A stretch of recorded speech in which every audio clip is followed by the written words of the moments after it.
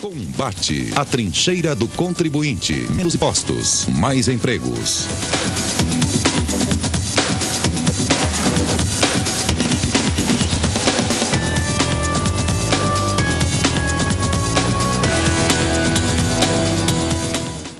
Boa noite, amigos e amigas. Estamos iniciando o novo programa Combate, o programa da Confederação Nacional de Serviços, que busca mais emprego e menos impostos. Hoje nós temos a grata satisfação de receber o economista Sérgio Rodrigo do Valle, que é membro da MB Associados e é economista formado pela Universidade da USP, FEA, em mestre em economia, inclusive, e escreve vários artigos, inclusive, para o Estado de São Paulo, colunista do Estado de São Paulo. Muito obrigado por estar aqui, Sérgio. Obrigado pelo convite. Sérgio, a nossa proposta com relação à discussão hoje em dia é de trazer sempre algumas novas ideias, novas luzes para o desenvolvimento econômico no país. Nós temos obrigação de fazer isso como entidade de classe, fazer com que as pessoas possam ter noção ou informações daquilo que se quer desenvolver e como o Brasil tem que crescer economicamente, aumentando o emprego, a rentabilidade e a competição internacional. O setor de serviço, como você sabe, como economista, ele hoje está representando cerca de 68% do PIB. E nas negociações que nós temos visto, pelo menos as propostas que a gente tem ouvido desde o governo Lula e antes do governo Lula, sempre se fala no processo de buscar alternativas para aumentar o processo industrial no Brasil, para ter melhores condições de competitividade industrial, mas nunca se fala em competitividade em termos de serviços. E se busca diminuir os impostos ou alternativas fiscais para o setor industrial. Nada contra a indústria, que eu acho que a indústria faz parte do processo econômico, mas dentro de um contexto deste, se existia alguma vontade do governo federal de fazer alguma modificação no sistema fiscal, você não acha que deveria ser discutido um pouco mais a participação no setor econômico, nessa discussão da reforma tributária, ou pseudo-reforma tributária, que às vezes são colocados, buscando essa competitividade e fazendo com que o setor de serviço possa participar mais ativamente disso? Olha, certamente, Luiz, se você pensar o setor de serviços nos últimos anos na economia brasileira, principalmente na década de 90 para cá, você teve um grande impulso de tentar levar esse setor para um desenvolvimento maior. Depois de décadas pensando somente na indústria. A economia brasileira, há 100 anos, teve sempre um desenvolvimento muito focado, de fato, na indústria, na produção industrial. Depois de um certo tempo, na década de 90, se viu que o serviço estava muito atrasado, a produtividade de serviços no Brasil estava muito baixa, começaram os processos de reforma no setor. Nós começou a ter um aumento de privatização que levou a um crescimento enorme de produtividade nesse setor nos últimos 15 anos. Infelizmente, de um tempo para cá, o setor de serviços começou a deixar de ser olhado como estava sendo olhado no passado. Voltou-se a ter um foco na indústria muito grande na economia brasileira. Então você vê o BNDES muito intensamente trabalhando para dar investimento maior para o setor industrial. Você vê o Ministério da Fazenda e o próprio governo, especificamente, também trabalhando com o setor industrial mais intensamente, pensando em desonerações industriais nesse sentido. Quando pensa em reformar o ICMS, por exemplo, é muito focado no que está relacionado à indústria. Então, no geral, a preocupação que o governo tem colocado recentemente, tem demonstrado nesse sentido, é dar um esforço maior de crescimento da produção industrial. Eu acho que está perdendo um pouco o rumo do que acontece de fato na economia mundial. Hoje o mundo inteiro está caminhando para ser uma economia muito forte de serviços. Mesmo a China, que é uma grande potência industrial, ela pensa no futuro, e não de longuíssimo prazo, pensa 10, 20 anos, de ser uma grande potência de serviços. Ela sabe que ela precisa passar dessa fase industrial muito intensa e também se transformar numa potência de serviços. O Brasil foca muito erroneamente na questão industrial só, como se isso fosse a base de uma economia que precisa se desenvolver corretamente. Não é só isso, indústria de fato é importante, mas serviços é essencial, não só pelo tamanho no PIB, que é de fato 60%, 70%, mas porque ela gera um dinamismo e é extremamente importante, por exemplo, para controlar a inflação na economia brasileira nesse momento, que tem que ser dado um certo olhar, um certo carinho, que de fato não tem sido feito nos últimos anos. Você falou uma coisa interessante. O problema hoje está em pauta em todos os jornais, em todas as discussões da economia, o problema da inflação que está aumentando e precisa fazer urgentemente alguma coisa no sentido de diminuir a inflação. Então está se falando em diminuir as despesas do próprio governo, que seria uma forma de diminuir a pressão inflacionária. Está se falando em melhoria do problema do câmbio para diminuir essa parte inflacionária, da especulação financeira que existe em alguns produtos, especialmente em alguns commodities, que parece que o setor financeiro está especulando em cima dessas matérias-primas.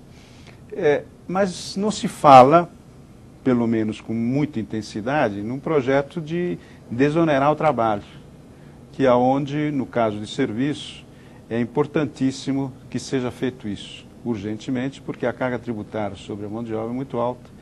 E nós temos um projeto aqui, que é a diminuição da carga tributária sobre folha de pagamento, transformando a contribuição sobre a folha patronal numa contribuição sobre aumentação financeira. Como é que você vê esse projeto e como você vê também esse imposto de contribuição sobre aumentação financeira? Olha, esse tipo de ideia de tentar colocar impostos menores para setores da economia, no caso dos serviços, como você está colocando, é essencial para você desenvolver o setor. Então, mas a primeira coisa que o governo tem que fazer é pensar como ele vai controlar os gastos dele para ele conseguir controlar a carga tributária, especificamente no caso que vocês estão colocando, os impostos de serviços. Então, fazendo esse caminho correto, faz todo sentido que você comece a pensar em diminuir a carga tributária para o setor. Agora, como o governo provavelmente não vai diminuir os gastos como se imagina, ele vai ter que compensar essa carga tributária de alguma forma. Então, eventualmente, você tirar um imposto que é nocivo para o setor produtivo, no caso do setor de serviços, e colocar um que seria igualitário para todos, no caso uma contribuição financeira, faz relativamente um pouco de sentido, porque você daria um incentivo maior para o setor de serviços, no caso de tirar o imposto nesse segmento.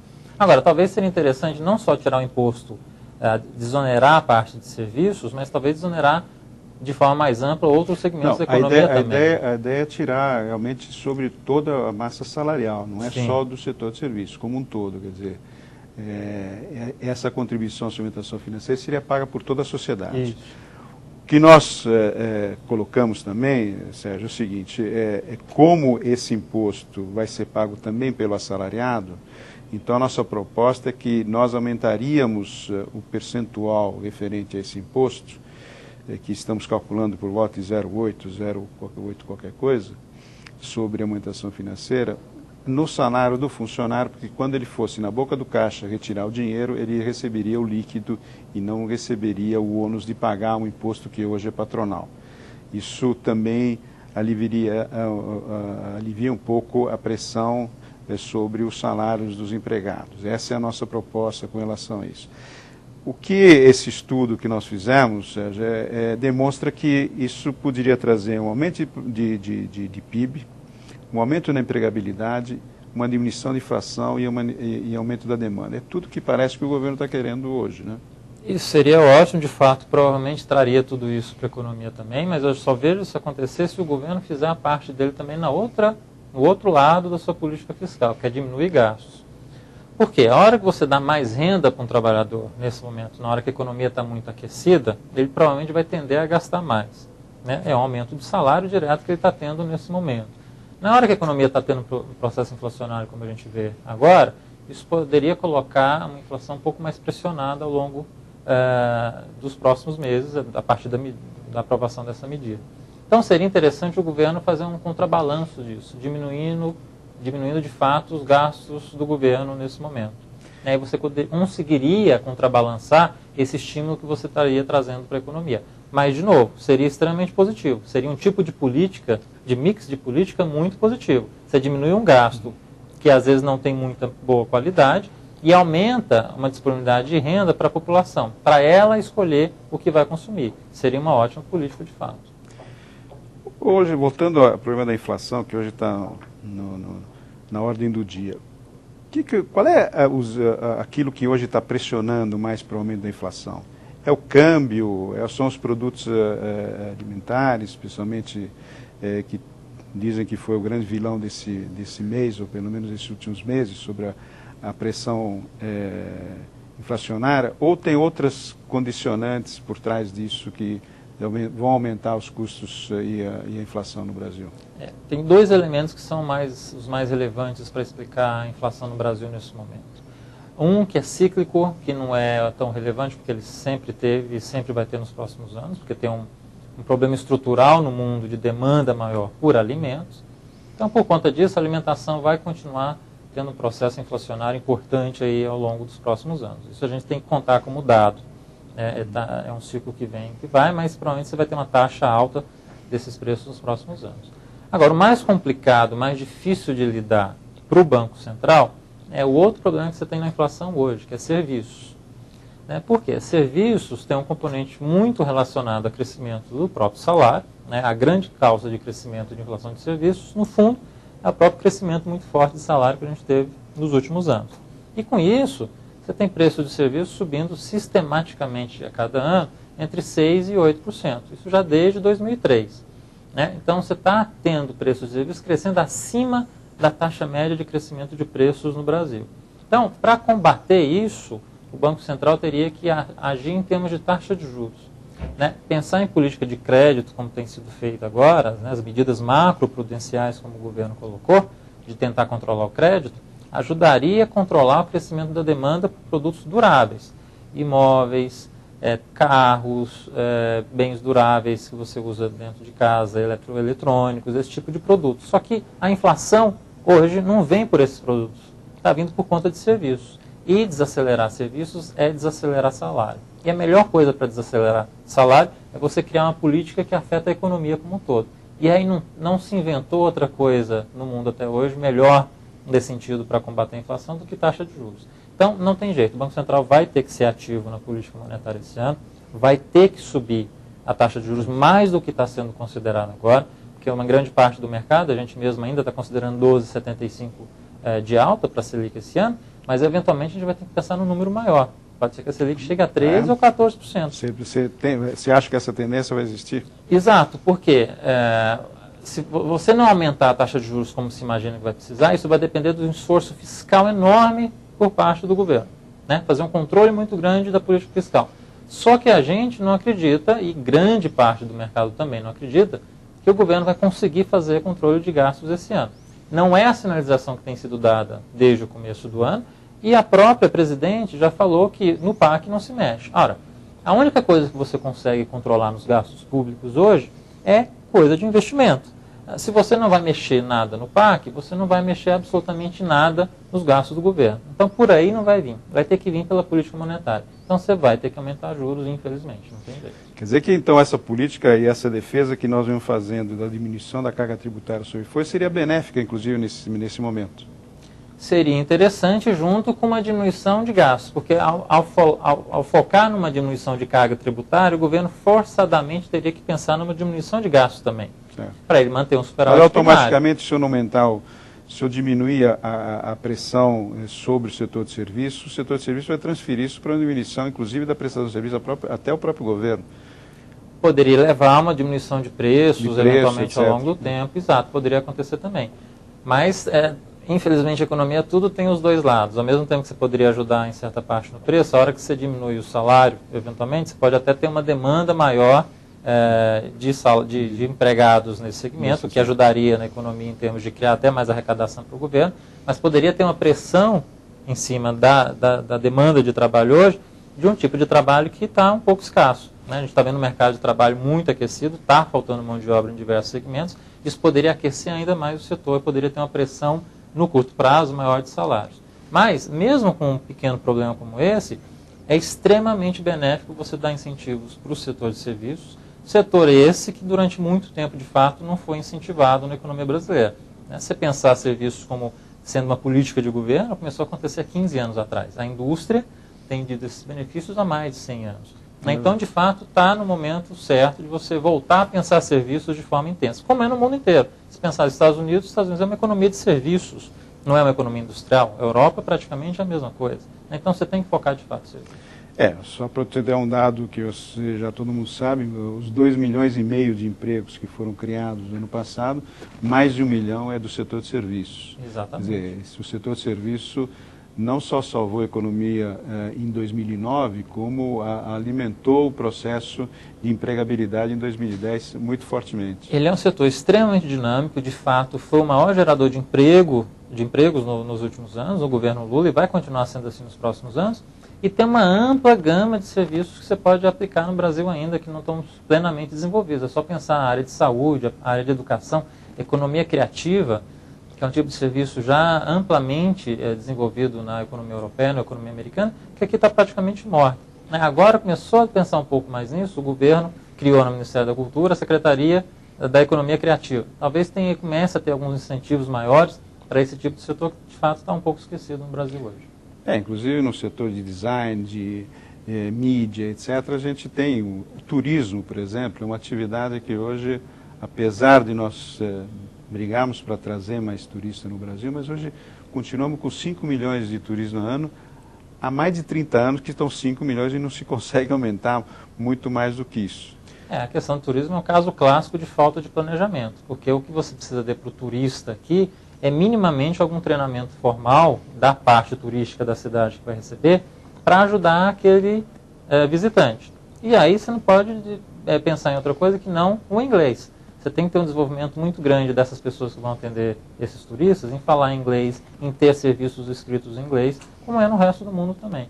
Então, eu acho que falta ainda pensar muito a economia do turismo no Brasil de fato. Quer dizer, fazer um planejamento, nós temos poucos recursos, evidentemente, nessa área, mas se você focar em algum setor específico, em algumas cidades, em alguns locais, em algumas regiões específicas, os poucos recursos que a gente tem para montar uma infraestrutura local, para fazer a qualificação profissional dessas áreas, você não acha que seria mais interessante do que oferecer recursos da área de turismo para centenas de cidades, às vezes, que não atrai e não consegue se estruturar para atender um turista? Claro, e o governo sabe fazer isso muito bem, porque, por exemplo, o Bolsa Família foi uma política focada. O Bolsa Família foi uma política de foco em pessoas muito pobres que começaram a receber dinheiro. A mesma coisa tem que ser para alguns segmentos da economia. Turismo, quando você pensa em turismo no Brasil, o que tem que ser incentivado aqui de fato? As áreas que são eminentemente turísticas. Não dá dinheiro à torta direita para todas as cidades do Brasil. Então, turismo de negócios em São Paulo é essencial. Turismo, de fato, tradicional no sentido clássico, no Rio e no Nordeste, tem que ser muito desenvolvido. No Nordeste, principalmente, você tem ainda uma carência muito grande lá, apesar de você ter uma rede hoteleira, já ter uma infraestrutura aeroportuária um pouquinho melhor, mas você ainda tem uma dificuldade de atrair esse turista e convencer ele a ficar mais tempo e atrair mais gente ao longo dos próximos anos lá. Então você tem que focar em alguns lugares que seriam de fato atrativos e criar uma infraestrutura turística lá. É isso que está faltando no Brasil hoje. São Paulo você tem um pouco disso para turismo de negócio, mas só pensar como as coisas são mal planejadas. Você tem aqui grandes redes hoteleiras, grandes espaços de negócio, mas o aeroporto? O aeroporto é de péssima qualidade. Guarulhos, para o estrangeiro que chega aqui, é uma vergonha. Né? Então não adianta você incentivar só o turismo, você tem que pensar todas as outras áreas que estão relacionadas também. Quer dizer, essa falta de planejamento que falta. Adequar a infraestrutura para receber o turista, para receber melhores condições do turista. Exato. E no caso agora, você tem que pensar essencialmente nisso, porque você tem uma Copa e você tem uma Olimpíadas em 2016, que não é pouca coisa. Né? Então você vai ter que investir maciçamente nesse segmento nos próximos anos. E a gente tem dúvida que se de fato vai conseguir fazer isso até 2014, até 2016. A gente tem muita dúvida se os aeroportos minimamente vão estar prontos nesse período. Isso é um exemplo clássico de não desenvolver o turismo no Brasil. A qualificação profissional nessa área, que é muito importante, a gente sabe que a gente defende aí para a melhoria dessa qualificação profissional é necessária. Agora, dentro dos custos do governo, a gente sabe que despesa é considerado, educação, etc., são consideradas despesas. Como é que a gente poderia sensibilizar, mudar essa necessidade de mostrar que se a gente não investir em educação, em qualificação profissional, possa trazer um benefício para o país? Qual seria o governo, como deveria analisar essa proposta de melhor qualificação e não considerar isso como despesa? O que você acha que devia fazer? Isso, você considerando como despesa ou investimento, nem importa tanto, porque na verdade é um gasto que o governo vai fazer, a questão é se você coloca esse gasto como essencial ou não. Educação e saúde no Brasil, desde sempre, nunca foram essenciais. No caso do governo federal, houve um certo incentivo nos últimos anos em gasto para universidade, que é o que ele gasta de fato, porque o gasto que é até segundo grau, que é aquele básico que deveria ser mais incentivado, esses são das prefeituras e dos estados. Então, tem um foco de política que é descoordenado, de novo, falta planejamento. Você tinha que unir as três esferas para ajudar essencialmente a educação básica e a educação até segundo grau. É essa que tem que ser muito bem incentivada. Não a parte final só da universidade. Não adianta você ter uma universidade pública, em geral, muito boa, se o aluno que chega lá está muito mal formado. É a mesma coisa da pessoa que sai da universidade mal formada, tem que ser retreinado completamente no setor privado.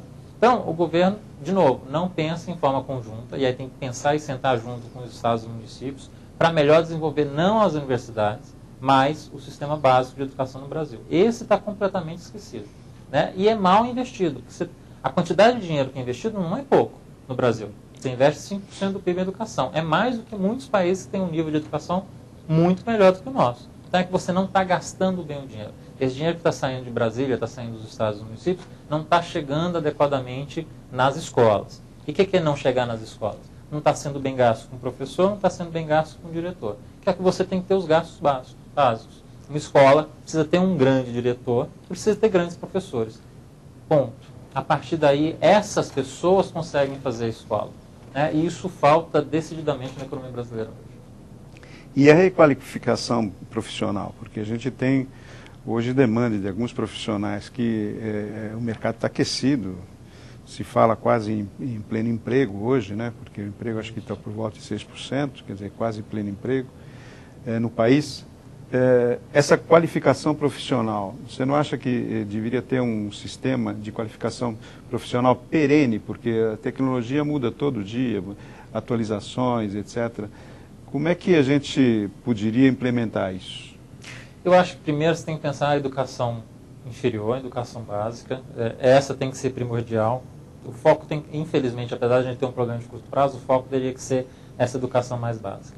A educação que é de qualificação, depois que você já está no mercado de trabalho, em geral, você já tem alguns esquemas, alguns segmentos de educação, Senai, que pode ajudar nesse sentido a formalização desse empregado a aprender um pouco mais, ou outro tipo de escola que pode ajudar essa pessoa que, por exemplo, vai virar gerente, vai virar executivo dentro da empresa. Então, você já tem meios do próprio profissional se qualificar, né? Então, acho que nesse sentido você não tem que ter grandes preocupações hoje, que você está criando uma certa demanda para esse tipo de serviço que essas pessoas conseguem contratar. O que você tem dificuldade é formar lá na base. Se você formar bem na base, ela consegue ao longo da sua carreira, quando precisar se qualificar, ir atrás disso se qualificar. Então, acho que continua sendo o grande problema, não a qualificação em si, até porque as empresas hoje ajudam muito nesse sentido. Né? Só ver as grandes empresas como Vale e Petrobras, que têm grandes escolas para formar as pessoas que saem relativamente mal formadas de alguns grupos, alguns segmentos escolares no Brasil universitário. Né? Então, você tem aí jeitos de reequacionar isso depois que a pessoa sai da universidade. Mas a base, se for mal construída, você não consegue consertar mais. Então, tem que dar um foco muito específico lá. Que aí, educação é longo prazo. Né? Não adianta pensar em formar alguém para amanhã, para daqui a 1 ano, 2 anos. Não é assim que tem que pensar em educação. Tem que ser lá da base. E só vai trazer resultado daqui 20, 30 anos. Muito bom. Nós estamos chegando ao fim do nosso programa, passou rápido demais até, mas eu queria que, Sérgio, você colocasse, dessas últimas palavras, focasse um pouquinho o que você sugere para o novo governo que está iniciando agora, para que possamos desenvolver a economia brasileira como um todo, com a participação de todos os segmentos da sociedade. Olha, Luiz, eu acho que a economia brasileira... É uma colocação um pouco... pretensiosa da minha parte, mas gostaria que você desse a sua opinião com relação a isso. Não, claro. Eu acho que a economia brasileira nos últimos 20 anos foi relativamente bem encaminhada. Né? Você tem feito ao longo dessas 2 décadas muito boas políticas para conseguir ampliar o desenvolvimento brasileiro. É só comparar a economia brasileira hoje com o que era na década de 80. Né? Melhorou bastante. Agora, isso é um processo. Você tem que continuar melhorando. Infelizmente ou felizmente, a grande parte da melhora tem que partir do governo. Tem que partir de medidas que são do executivo e medidas que são do executivo para o legislativo. Né? Que medidas microeconômicas que vão ser aprovadas no Congresso para desonerar tributos, por exemplo, para diminuir gastos do governo, para melhorar a eficiência do setor público. É isso que o governo tem que pensar, em melhorar o seu padrão de gastos. Ao fazer isso de forma equilibrada e ordenada, você consegue, ao longo dos próximos anos, trazer de novo uma agenda de desenvolvimento correta para a economia brasileira. Porque não adianta ficar essa coisa descoordenada, essa coisa desfocada de é só câmbio, é só indústria, o problema é desindustrialização. Não é por aí, você tem que pensar a economia como um todo. E eu acho que é isso que está faltando no Brasil. Pensar a economia como um todo. Quais são as grandes medidas que precisam ser feitas para ajudar a economia como um todo. Eu estou sentindo falta disso nos últimos anos e, infelizmente, não estou vendo ainda acontecer isso nesse governo. Muito obrigado pela presença, Sérgio. Foi um prazer recebê-lo aqui no nosso programa. Prazer foi meu, Lídio. Bom, boa noite, amigos e amigos. Esperamos nos encontrar na próxima semana a esse mesmo horário. Combate. A trincheira do contribuinte. Menos impostos, mais empregos.